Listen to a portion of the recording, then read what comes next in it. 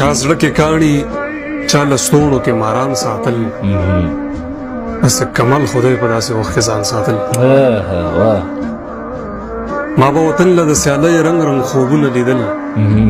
د کام بچو به مې تنظري او چرګان ساتل ډېر ښه دی ریحان صاحب هغوی به کور کې څه د خدای دپاره نه پرېښودو خانانو مونږ ساتلو مونږ به خانان ساتل د وخت څپېړو داسې حال ته رسولی وم چې زما د سوري نه به خلکو ماشومان ساتل دا دې ډرامه کې د انسان په سر حیوان ساتلی دلته حیوان وژل پکار و انسان ساتل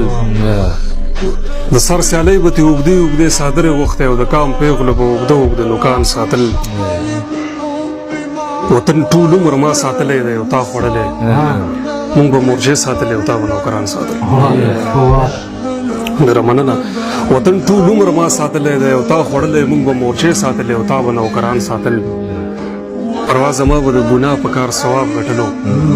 په یو باجه به مې څلور یتیمانان ساتل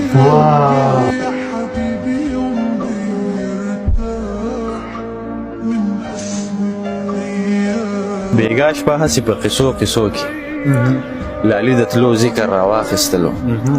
ما ورته وې هسې که خیال وکې نو هغه چا سخت ښکلې ټپه کړې چې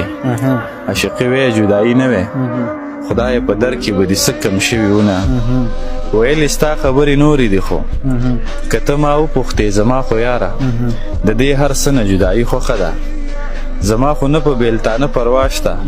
او نه د چا د دیدن وږی یمه د لالي دا د بېروخۍ خبرې زما د زړه نه داسې ووتلې لکه د خاورې د منګي نه کاڼې د دې لفظونو اورېدلو سره ما ته ځان داسې ښکارېده لکه چې د کبرجنو دروازه کې ملنګ د خپل منزل په لار کې مړ مسافر لکه بې مور او بې پلاره بچې له ډېره درده او له ډېره غمه زما په مخ د اوښکو دوه رودونه د اننګو په لار ګریوان ته لاړل د څو شېبو د خاموشۍ نه وروسته ما خپلې اوښکې پټې وچې کړلې زړه کې مې دغه زمزمه وکړله لاليه وسوځې لمبه شي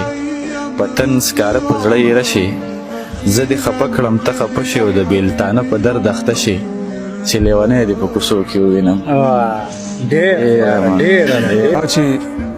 اکثر په تصویرونو کې بیکاره راځم شپږ بجې کار ته ځم او شپږ بجې د کاره راځم زه خو د شپږو خویندو ورور یم د اختر مخه ده سبا چوټي هم د خو زه به ټیکهداره راځم ډېر ښه یار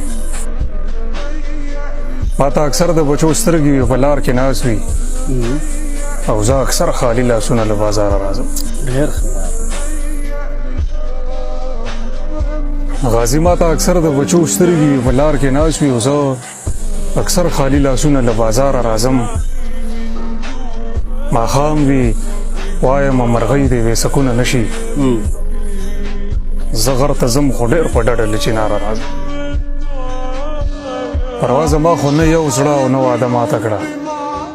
زه خو په خپله لاره ځم او خپله لاره راځم